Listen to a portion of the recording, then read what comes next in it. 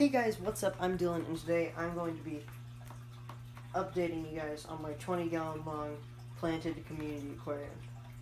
Alright, so the first thing we're going to want to do is a water change, because as you can see, all the driftwood and different stuff that I have in here is leaching out a bunch of tannins into the water, and it is literally tea-colored.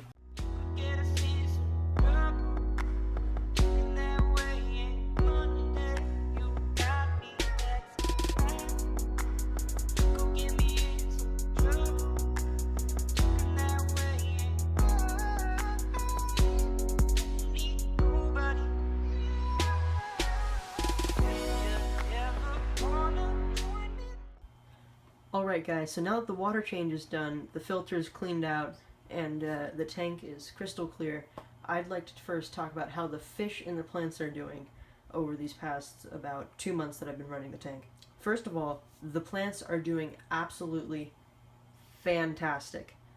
In fact, the Ludwigia repens in the back there, covering the filter that I just trimmed, are actually pearling right now, which is absolutely insane. I've never had a plant do that before.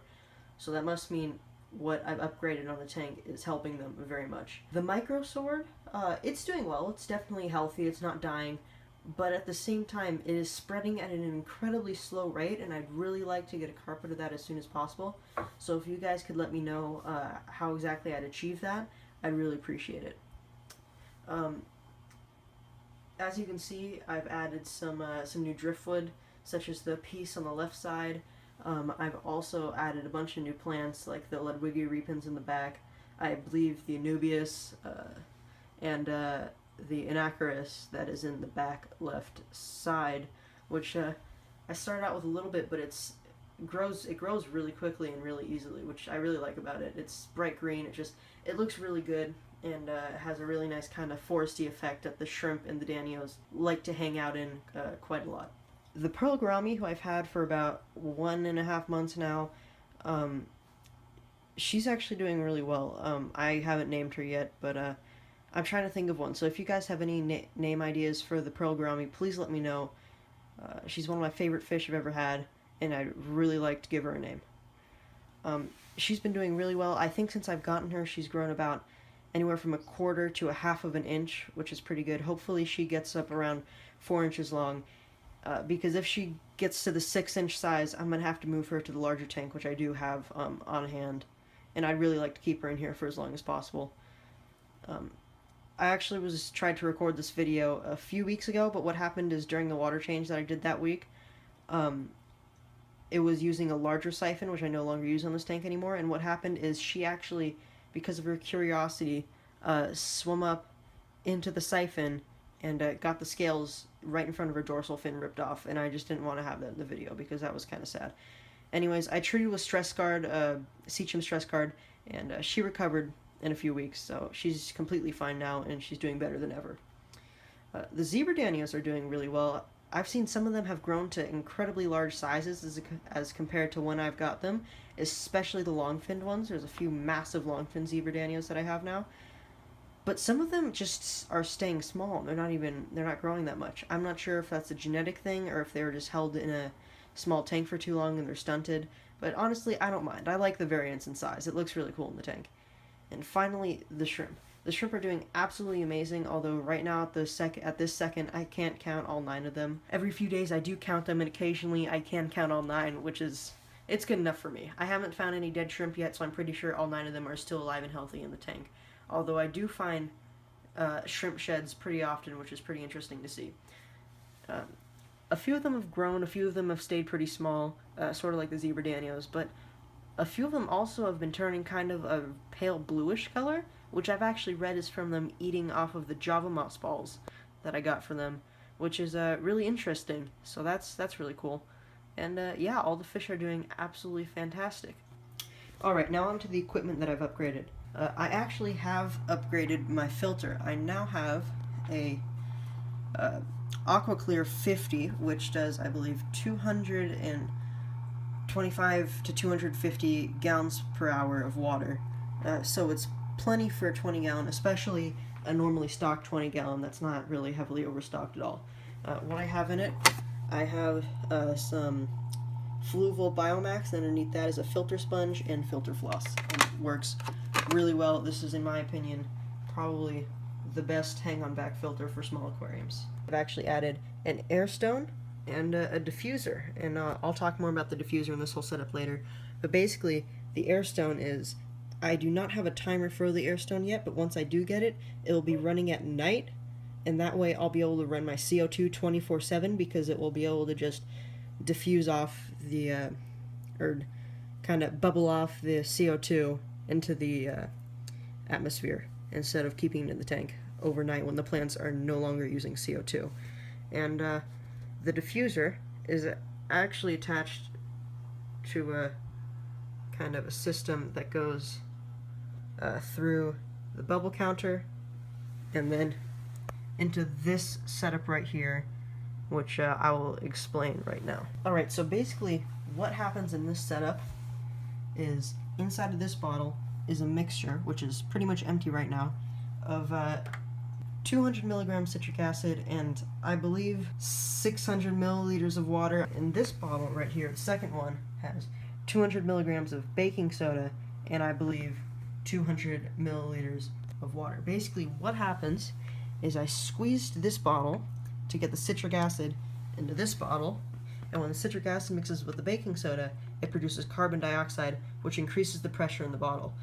And basically, once I got the pressure to about a little over one kilogram per square centimeter on the bottle sides, I just opened up this needle valve just a tiny bit to the point where it was releasing 1 bubble of CO2 per second.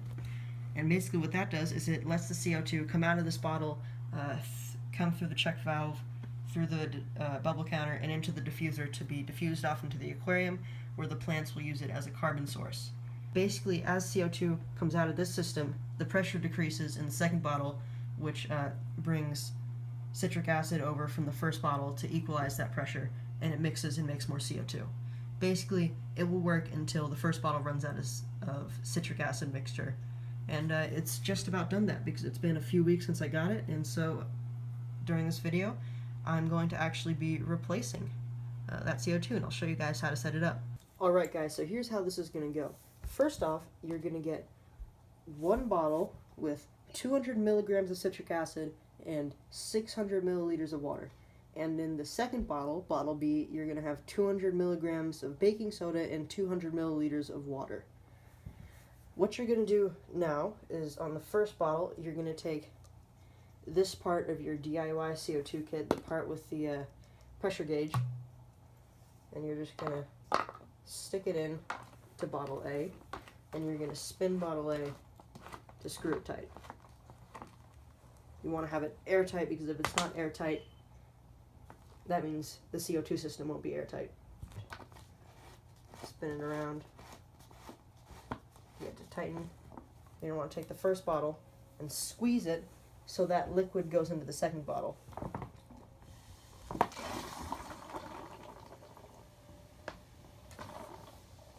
This pressure gauge will go up, and once it gets into the green zone, that means you are ready for the next step.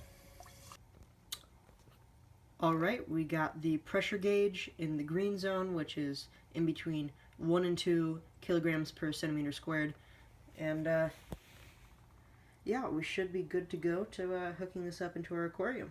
So what you're going to want to do to attach it to your aquarium is attach some sort of CO2 resistant or CO2 okay 1/4 inch hose pretty deeply into here to make sure it doesn't leak much. And that's going to want to lead to a check valve.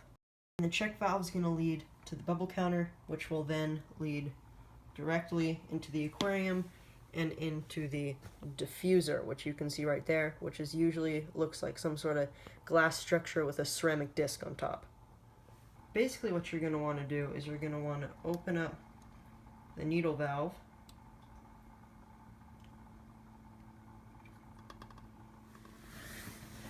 until it gets to the point where you're getting about 1 bubble per second.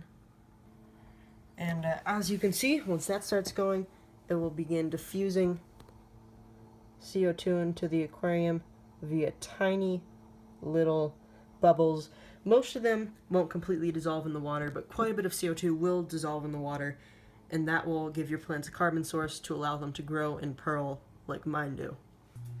Also, one last thing before I go, I was just really want to tell you guys, driftwood, if you have shrimp or snails, is an amazing thing to buy.